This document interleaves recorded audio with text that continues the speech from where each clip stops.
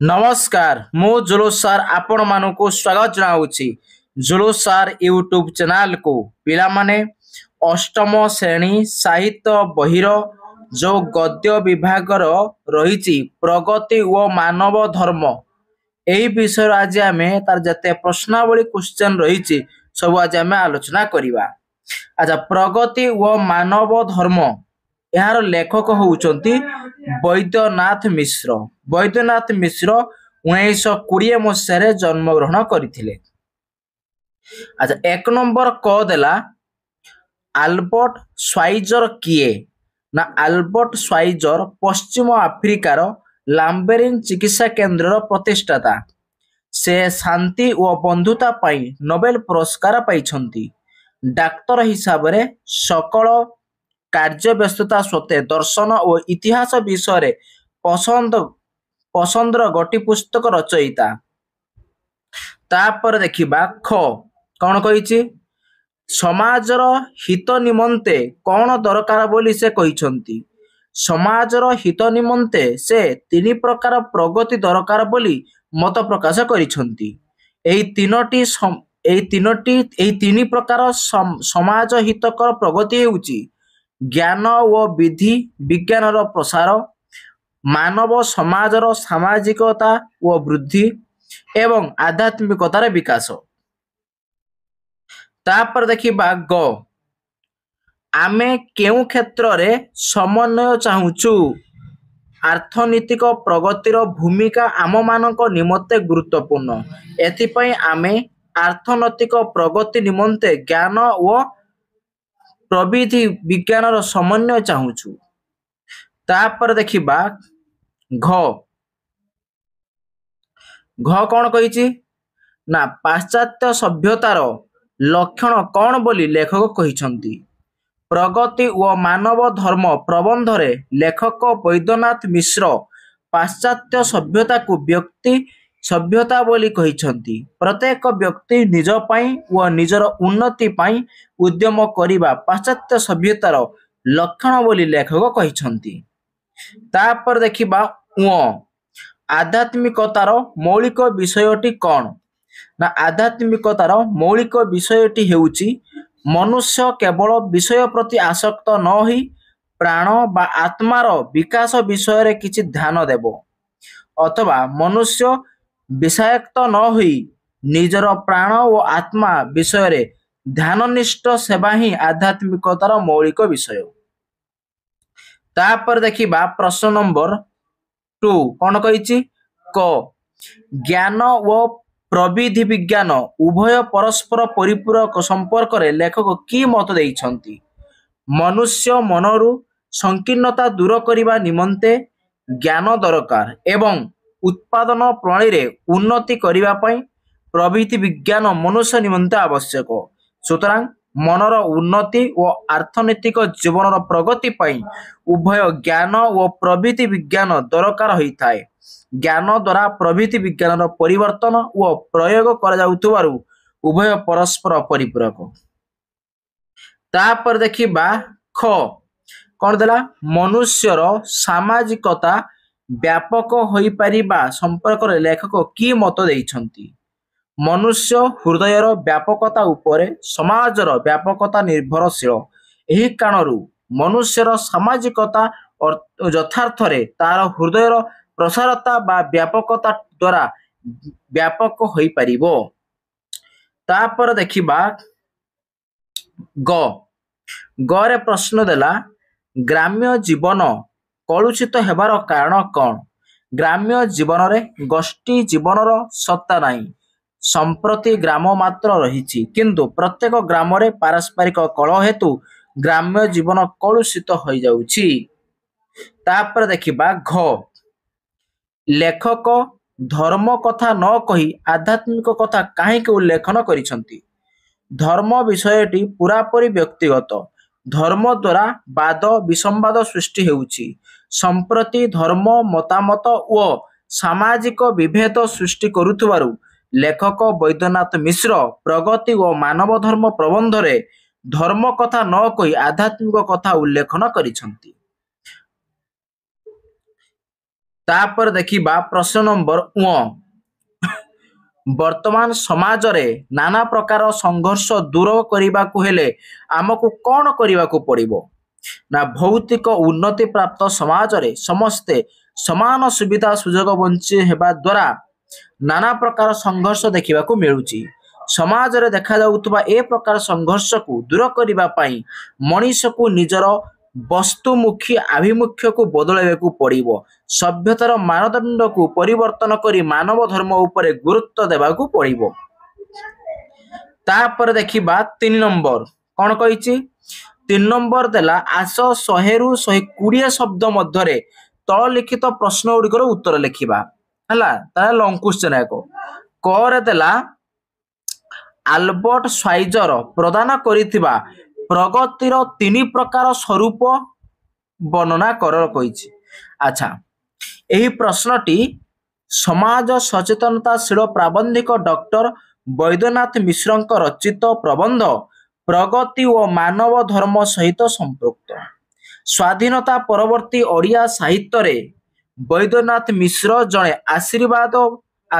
आशीर्वादी प्राबंधिक सामाजिक और अर्थनैतिक मूल्यबोध उपर प्रबंध गुड़िक प्रतिष्ठित समाज और सभ्यता शासन और संस्कार अर्थनैतिक योजना भारतर अर्थनैतिक समस्या और सामाजिक मूल्यबोध प्रभृति केतोटी बहु चर्चित ग्रंथ चिरंतनीय मानवीय मूल्यबोध और समताबोध उपर प्रबंध विषय वस्तु पर्यवेसित आलोच्य प्रबंधटी लेखक बहु चर्चित प्रबंध ग्रंथ सामाजिक मूल्यबोध संगृहीत एही प्रबंध रे लेखक विश्वविख्यात चिंता नायक आल्बर्ट श्वाइजर विचार को आधार करी समाजर हित और प्रगति विषय आलोचना करिसंती।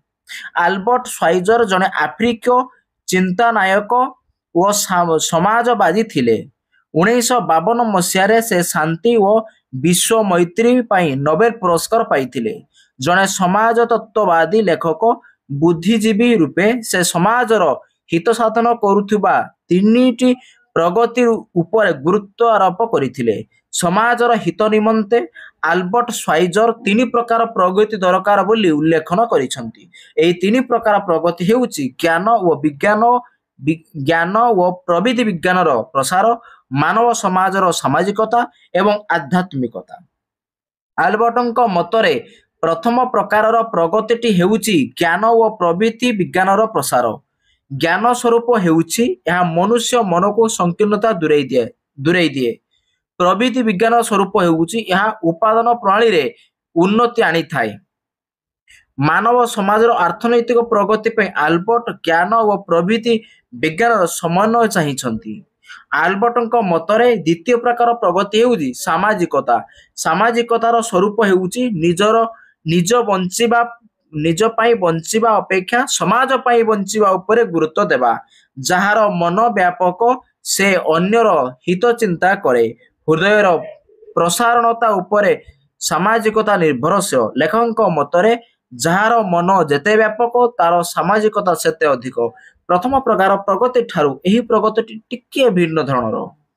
तृतीय प्रकार प्रगति हेउची आध्यात्मिकता आल्बर्टଙ୍କ विचार रे आध्यात्मिकता बा आत्मा और प्राणर विकास ही आध्यात्मिकता यह कौनसी धर्म नुहे आध्यात्मिकता आत्मा को व्यापक करे यार अभाव रे आत्मार संकोचन घटे प्रविधि विज्ञान भौतिक वस्तुर विकास साहाय्य करे समाजर परिवर्तन पाई कौन भौतिक विकास सह आध्यात्मिक विकासर आवश्यकता रही तेणु अनेक मनीषी समाजर परिवर्तन पाई विज्ञान और आध्यात्मिकतार समन्वय घटिवा इच्छा करिसंती। आत्मार प्रसार और सामाजिक प्रगति पाई प्रविधि विज्ञान और आध्यात्मिकतार समन्वय जरूरी बोली आल्बर्ट प्रतिपादन करिसंती। तापर देखिबा ख प्रश्न देला सभ्यतार मानदंड बदलैबा निमंते समग्र मानव जातिर की प्रकार दायित्व रही। अच्छा आलोच्य प्रश्नटी आदर्शवादी प्राबंधिक वैद्यनाथ मिश्रଙ୍କ रचित प्रगति और मानव धर्म शीर्षक प्रबंध सहित जड़ित ओडिया प्रबंध साहित्य रे डॉक्टर ବୈଦ୍ୟନାଥ ମିଶ୍ର ଜଣେ ଚିନ୍ତାଶୀଳ ପ୍ରାବନ୍ଧିକ ଭାବରେ ପ୍ରତିଷ୍ଠିତ। ସାହିତ୍ୟ ଏକାଡେମୀ ପୁରସ୍କାର ପ୍ରାପ୍ତ ପ୍ରାବନ୍ଧିକ ମିଶ୍ରଙ୍କ ବହୁ ଚର୍ଚ୍ଚିତ ପ୍ରବନ୍ଧ ଗୁଡ଼ିକ ମଧ୍ୟରେ ଶାସନ ଓ ସଂସ୍କାର, ଅର୍ଥନୈତିକ ଯୋଜନା, ସମାଜ ଓ ସଭ୍ୟତା ଓ ସାମାଜିକ ମୂଲ୍ୟବୋଧ ପ୍ରଭୃତି ଉଲ୍ଲେଖନଯୋଗ୍ୟ। ଅର୍ଥନୀତିକ ସମସ୍ୟା ଓ ସାମାଜିକ ମାନବୀୟ ମୂଲ୍ୟବୋଧର ବିଶ୍ଳେଷଣ ତାଙ୍କ ପ୍ରବନ୍ଧର ବୈଶିଷ୍ଟ୍ୟ। ଆଲୋଚ୍ୟ ପ୍ରବନ୍ଧ ପ୍ରଗତି ଓ ମାନବ ଧର୍ମ ପ୍ରାବନ୍ଧିକ ମିଶ୍ରଙ୍କ ବହୁ ଚର୍ଚ୍ଚିତ ଗଦ୍ୟ ଗ୍ରନ୍ଥ ସାମାଜିକ ମୂଲ୍ୟବୋଧରୁ ସଂଗୃହୀତ। ମାନବୀୟ ମୂଲ୍ୟବୋଧର ପ୍ରତିଷ୍ଠା ଓ ସଭ୍ୟତାର ମାନଦଣ୍ଡକୁ ବଦଳାଇବା ନିମନ୍ତେ ମାନବ ଜାତିର ଦାୟବୋଧତାକୁ ଏହି ପ୍ରବନ୍ଧରେ ଉପସ୍ଥାପନ କରାଯାଇଛି। ପ୍ରାବନ୍ଧିକ ଡକ୍ଟର ବୈଦ୍ୟନାଥ ମିଶ୍ର ବର୍ଣ୍ଣନା କରିଛନ୍ତି ଯେ ଆଧୁନିକ ସଭ୍ୟତାରେ ଜ୍ଞାନ କ୍ଷେତ୍ରରେ ସଂକୀର୍ଣ୍ଣତା ବୃଦ୍ଧି ପାଇଛି। ମଣିଷ ସମାଜ ପ୍ରଭୃତି ବିଜ୍ଞାନରେ ଉନ୍ନତି କରିଥିଲେ ବି ଜ୍ଞାନର ସଂକୋଚନ ହେତୁ ପଛୁଆ ଗତି କରୁଛି। ସଭ୍ୟତାର ଉଚ୍ଚ ମାନଦଣ୍ଡର ବୃଦ୍ଧି ଘଟୁନାହିଁ। ଏବେ ବି ସମାଜର କେତେକ ଗୋଷ୍ଠୀ ଜ୍ଞାନ ଆହରଣରେ ଅଧିକ ସୁବିଧା ଓ ସୁଯୋଗ ଉପଭୋଗ କରୁଛନ୍ତି। ସମାଜରେ ଅର୍ଥନୀତିକ ଭେଦରୁ ଦରିଦ୍ରର ଜ୍ଞାନ ଲାଭ ସୁଯୋଗ ନାହିଁ। ଫଳରେ ସ୍ୱାଧୀନ ଚିନ୍ତାର ବିକାଶ ଘଟୁନାହିଁ। ଅପରପକ୍ଷରେ ସାମାଜିକ ଗୋଷ୍ଠୀ ଜୀବନ ଏବେ ଭାଙ୍ଗି ପଡ଼ିଛି। ଆମର ପାରିବାରିକ ଜୀବନରେ ପରସ୍ପର ପ୍ରତି ଶ୍ରଦ୍ଧା ଓ ଭକ୍ତି ନାହିଁ। ଗ୍ରାମ୍ୟ ଜୀବନ ବିପଥଗାମୀ ଓ କଳହ ମଧ୍ୟରେ କଳୁଷିତ। ବ୍ୟକ୍ତି ସଭ୍ୟତାର ବସ୍ତୁମହରେ ସ୍ୱାର୍ଥପର ହୋଇଉଠିଛି।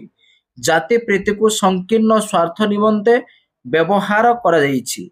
ଅଶିକ୍ଷା ଓ ଦାରିଦ୍ର୍ୟ ଜୀବନକୁ ମଳିନ କରିଦେଇଛି। ପାଶ୍ଚାତ୍ୟ ବ୍ୟକ୍ତିବାଦୀ ସଭ୍ୟତାର ପ୍ରଭାବ ଆମର ଶିକ୍ଷା ଓ ସଂସ୍କୃତିକୁ ବ୍ୟକ୍ତିକେନ୍ଦ୍ରିକ କରିଦେଇଛି। ସାମାଜିକ ହୃଦୟତାର ପ୍ରାୟତଃ ନାହିଁ। ଜଡ଼ବାଦ ଓ ବସ୍ତୁମୋହ ବଢ଼ି ବଢ଼ି ଚାଲିଛି। ଫଳରେ ଆମର ମନ ସଂକୀର୍ଣ୍ଣ ହୋଇ ଚାଲିଛି। ଆମର ସକଳ ଉଦ୍ୟମ ଭୌତିକ ଉନ୍ନତିରେ ବିନିଯୋଗ ହେଉଛି। ତେଣୁ ସମାଜରେ ନାନା ସଂଘର୍ଷ ଦେଖା ଦେଇଛି। ସାମାଜିକ ସଂଘର୍ଷକୁ ଦୂର କରି ସଭ୍ୟତାର ମାନଦଣ୍ଡ ବଦଳାଇବା ବର୍ତ୍ତମାନ ପ୍ରଧାନ ଚିନ୍ତା ହୋଇଛି। ଏହି ମର୍ମରେ ପ୍ରାବନ୍ଧିକ ସାମାଜିକ ସଂଘର୍ଷର ବିଲୟ ପାଇଁ ମାନବ ଜାତିକୁ ଆଭିମୁଖ୍ୟ ବଦଳାଇବାକୁ ପରାମର୍ଶ ଦେଇଛନ୍ତି। ବ୍ୟକ୍ତିର ସହୃଦୟତାକୁ ବୃଦ୍ଧି କରିବାକୁ ହେବ। ପ୍ରତ୍ୟେକ ମାନବକୁ ଆଧ୍ୟାତ୍ମିକତା ଉପରେ ଗୁରୁତ୍ୱ ଦେବାକୁ ହେବ। ଆଧ୍ୟାତ୍ମିକତା ମନୁଷ୍ୟକୁ ବିଷୟାସକ୍ତରୁ ନିବୃତ୍ତ କରି ଆତ୍ମା ବିଷୟରେ କିଛି ଧାରଣା ଦେବ। ଏହା ମନୁଷ୍ୟଠାରେ ଈଶ୍ୱର ବିଶ୍ୱାସ ବଢ଼ାଇବା ଫଳରେ ସେ ସାମାଜିକ ସହୃଦୟତା ହାସଲ କରିପାରେ। ଏହା ମଧ୍ୟ ମନୁଷ୍ୟର ମନକୁ ବ୍ୟାପକ ଓ ହୃଦୟକୁ ପ୍ରୋତ୍ସାହିତ କରିବ।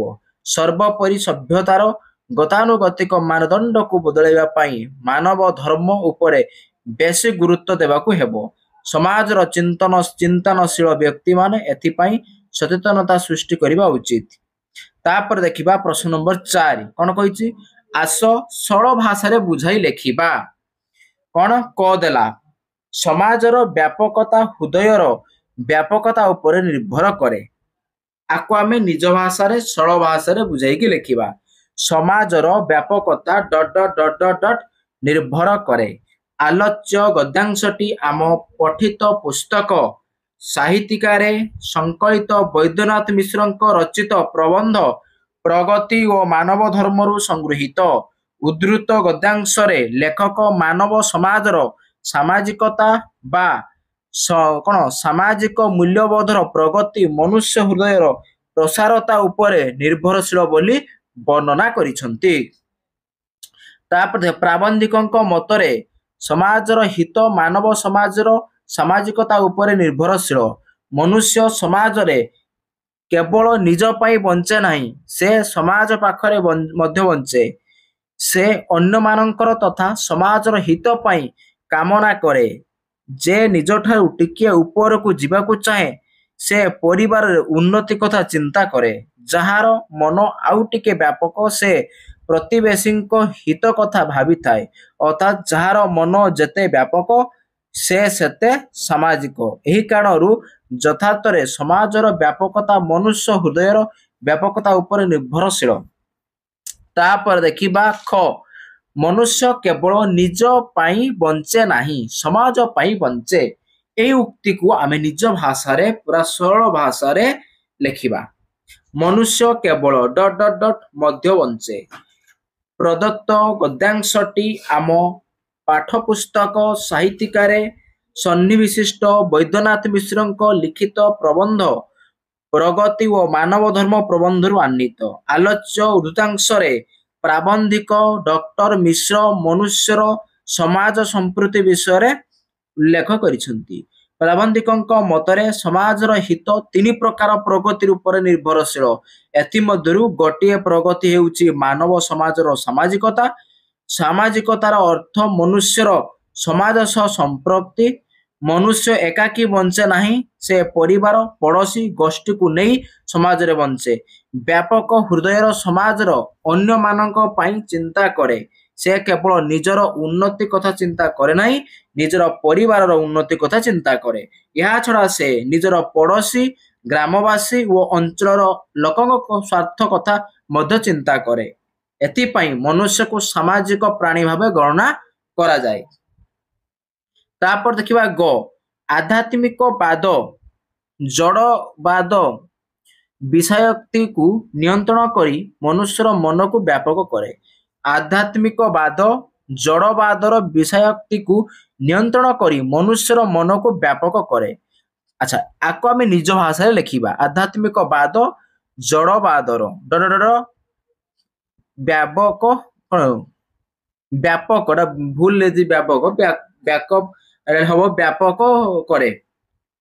ସଂକ୍ଷିପ୍ତ ଗଦ୍ୟାଂଶଟି ବୈଦ୍ୟନାଥ ମିଶ୍ରଙ୍କ ଲିଖିତ ପ୍ରଗତି ଓ ମାନବ ଧର୍ମ ପ୍ରବନ୍ଧରୁ ଆସିଅଛି। ଆଲୋଚ୍ୟ ଗଦ୍ୟାଂଶରେ ପ୍ରାବନ୍ଧିକ ଡକ୍ଟର ମିଶ୍ର ମାନବ ଜୀବନରେ ଆଧ୍ୟାତ୍ମିକବାଦର ମହତ୍ତ୍ୱକୁ ପ୍ରତିପାଦନ କରିଛନ୍ତି। ଲେଖକଙ୍କ ମତରେ ଧର୍ମ ଚେତନା ସମ୍ପୂର୍ଣ୍ଣ ବ୍ୟକ୍ତିଗତ, ମାତ୍ର ଆଧ୍ୟାତ୍ମିକ ଭାବନା ଆତ୍ମାର ବିକାଶ ସହିତ ଜଡ଼ିତ। ଆଧ୍ୟାତ୍ମିକତାର ମୌଳିକ ବିଷୟ ହେଉଛି ଯେ କେବଳ ବିଷୟାକ୍ତ ନ ହୋଇ ପ୍ରାଣ ଓ ଆତ୍ମା ବିଷୟରେ କିଛି ଧ୍ୟାନ ଦେବା। ଧର୍ମ ଅପେକ୍ଷା ଆଧ୍ୟାତ୍ମିକତା ବ୍ୟାପକ। ଧର୍ମରେ ବାଦ ବିସମ୍ବାଦ ଓ ବିଭେଦ ଅଛି, ମାତ୍ର ଆଧ୍ୟାତ୍ମିକତା କ୍ଷେତ୍ରରେ ଏସବୁ ନଥାଏ। ଏଥିରେ ଭଗବାନଙ୍କ ଅସ୍ତିତ୍ୱରେ ବିଶ୍ୱାସ କରାଯାଏ। ଭଗବାନଙ୍କର ଆଶ୍ରା ମନୁଷ୍ୟକୁ ସାହସ ଓ ସାନ୍ତ୍ୱନା ଦିଏ। ବ୍ୟକ୍ତିବାଦୀ ମନୁଷ୍ୟ ଜଡ଼ବାଦୀ ବସ୍ତୁ ମହତ୍ ଦ୍ୱାରା ଆସକ୍ତ ହୋଇଥାଏ। ଜଡ଼ବାଦ ଭୌତିକ ବସ୍ତୁ ପ୍ରତି ଆକର୍ଷଣ ବଢ଼ାଇଥାଏ। ବିଶ୍ୱ ବା ବସ୍ତୁ ପ୍ରତି ଆସକ୍ତ ହେବା ଦ୍ୱାରା ବ୍ୟକ୍ତି ସ୍ୱାର୍ଥପର ହୋଇଥାଏ। ମାତ୍ର ଆଧ୍ୟାତ୍ମିକତା ବ୍ୟକ୍ତିର ଆତ୍ମାକୁ ପ୍ରସାର କରିଦିଏ। ଆଧ୍ୟାତ୍ମିକବାଦ ବ୍ୟକ୍ତିର ଜଡ଼ବାଦୀ ବିଷୟରେ ଆସକ୍ତିକୁ ନିୟନ୍ତ୍ରଣ କରିଥାଏ। ଏହାଦ୍ୱାରା ମନୁଷ୍ୟର ବସ୍ତୁ ପ୍ରତି ମୋହ ତୁଟିଯାଏ ଓ ସେ ନିର୍ଲୋଭ ହୋଇଯାଏ। ତାପରେ ଦେଖିବା 5 ନମ୍ବର କ୍ୱେଶ୍ଚନ ଦେଲା, ଆସ ପ୍ରବନ୍ଧଟିକୁ ଅନୁଚ୍ଛେଦ ଅନୁଯାୟୀ ଜଣ ଜଣ କରି ଉଚ୍ଚରେ ପଢିବା। ଆଚ୍ଛା, ପଢିବା ପାଇଁ କହିଛି, ସେଟା ତମ ପାଇଁ କାମ ପିଲାମାନେ ହେଲା। ଚାଲ 6 ନମ୍ବର କଣ କହିଲା? ଆସ ତଳଲିଖିତ ଶବ୍ଦର ଅର୍ଥ ଅଭିଧାନରୁ ଖୋଜି ବାହାର କରି କଠୋରେ ଲେଖିବା। ଆଚ୍ଛା, କଣ ଲେଖାଯାଉଛି ଏଟା? ଜୈନିକର ଅର୍ଥ କୌଣସି ଏକ ବ୍ୟକ୍ତି। ପ୍ରତୀୟମାନ ଏହାର ଅର୍ଥ ଯାହା ଜଣା ଯାଉଛି। ବେପାରୁଆ ଏହାର ଅର୍ଥ ଉଦ୍ଧତ ଭାବ। ମତାବନ୍ଧା କୁସଂସ୍କାର ଭିତ୍ତିକ ଅନ୍ଧମତର ବିଶ୍ୱାସ। ସମନ୍ୱୟ ମିଳନ ଐକ୍ୟ। ଆହରଣ ଗ୍ରହଣ। ତାପରେ ଦେଖିବା 7 ନମ୍ବର କଣ କହିଲା? ନିମ୍ନଲିଖିତ ଦିଆଯାଇଥିବା ବିଶେଷଣ ପଦଗୁଡ଼ିକୁ ବିଶେଷ୍ୟ ପଦରେ ପରିଣତ କର। ଏପଟେ ହେଲା ବିଶେଷଣ ପଦ, ଏପଟେ ହେଲା ବିଶେଷ୍ୟ ପଦ ରୂପ। ଆଧ୍ୟାତ୍ମିକ କଣ ହବ? ଆଧ୍ୟାତ୍ମ। ସାଂସ୍କୃତିକ ସଂସ୍କୃତି। ଶିକ୍ଷିତ ଶିକ୍ଷା। ଭୌତିକ ଭୂତ। ଗ୍ରାମ୍ୟ ଗ୍ରାମ। तापर देखिबा प्रश्न नंबर 8 कौन कही तले दिया शब्द गुड़ी को व्यवहार करी गोटे लेखाएं वाक्य लिखिबा। अच्छा प्रगति प्रगति लगी वाक्य कौन कौन हम जातिर प्रगति रे योगदान करवा प्रत्येक व्यक्तिंकर धर्म।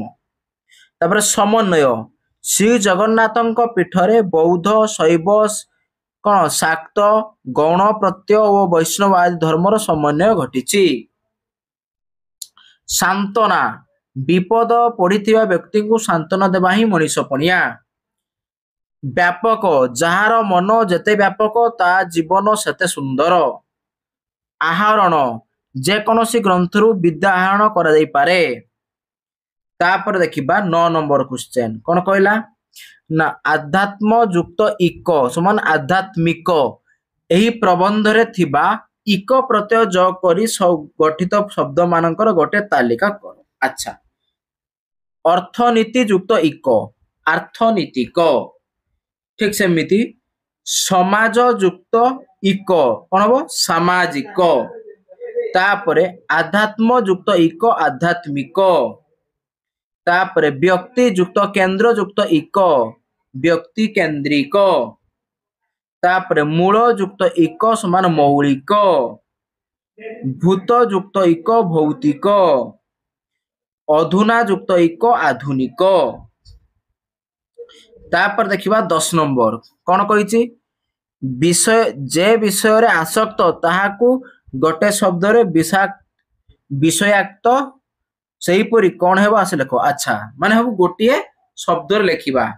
अच्छा जे निद्रा आसक्त कौन हम जे निद्रा आसक्त से कौन हम निद्रा आसक्त। तापरे जे लोभ आसक्त से कौन हम लोभासक्त। जे मोहरे आसक्त से मोहासक्त। ओके तापर देखिबा प्रश्न नंबर 11 आस पाठ आधार शून्यस्थान पूरण करिबा। अच्छा फास्ट कह देला मनर व्यापकता जार जेते अधिक डैश कौन हम तार सामाजिकता सेते अधिक हेबो। ओके तापरे कौन हम ना प्रविधि विज्ञान भौतिक वस्तु विकास साहाय्य करे आध्यात्मिक डैश आत्मार व्यापकतार साहाय्य करे। तापरे सेमाने जतिकी अधिक ज्ञान आहरण करिवे सेतिकी अधिक समालोचना करिवे। ओके तापर देखिबा प्रश्न नंबर 12 ओके कौन कही तले दिया उत्तर मध्यरु ठीक उत्तर बाछि कठोरी मध्य लिखिबा। अच्छा पुस्तक युक्त गार कौन हम ना पुस्तक ओह ठीक बाछि पुस्तक युक्त आगार समान पुस्तकागार। तापर देखिबा 13 नंबर लास्ट क्वेश्चन कौन कही भूल थिबा शब्द गुड़ को ठीक करी पाख लिखिबा। भूमिका एटा भूल अच्छी तो ठीक कर लिखिले भयरे दुर्घ हम भूमिका तार अहिष्णुता आको ठीक कर लिखिले हम कौन अहिष्णुता तो सब ठीक अच्छी ठीक कर लिखा जाए ठीक अच्छे। तापरे ध्वंस धरे अनुसार बसब है साहस कौन साहस साहस नुहे साहस है गोष्ठी मुदिनेश्वर दीर्घ ही हम साहाଯ୍य रेप लगे ना। शताब्दी शताब्दी ठीक अच्छे। सांत्वना है दंते न तले ब बसब है ये थिला पिला माने आलोचना करदेले फटाफट वीडियो को पिला माने लाइक करी पकाओ सांग साथी मानक वीडियो शेयर करी पकाओ जो माने हम चैनल को नुआ करी आसथिबो चैनल को सब्सक्राइब करी पाकर घंटी बेल को दबाई दबो तार आज पिला माने रखिबा बाय बाय।